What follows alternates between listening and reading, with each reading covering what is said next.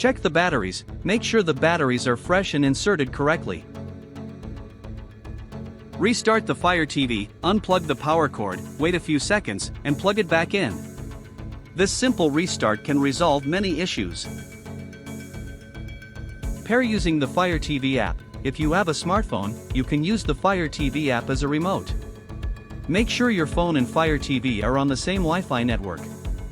From the app, you can go to Settings, Controllers and Bluetooth Devices, Amazon Fire TV Remotes to pair your remote.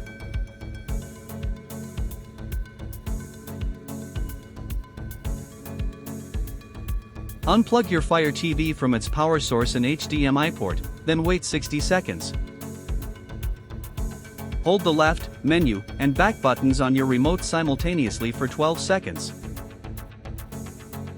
Release the buttons and wait for 5 seconds. Remove the batteries from your remote. Plug your Fire TV back in and wait for the on-screen message that says the remote cannot be detected. Reinsert the batteries into your remote. Press the home button. A blue LED will blink to indicate a successful pairing. If it doesn't pair, press and hold the home button for 10 seconds.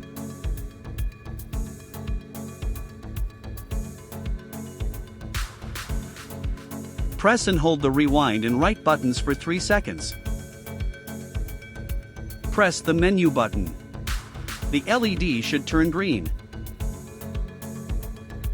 Press any button, and the LED will flash a color.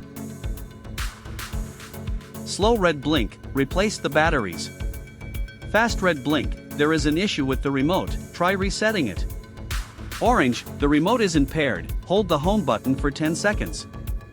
White, check that the Fire TV device is on. Blue, no issue with the remote, restart the Fire TV device.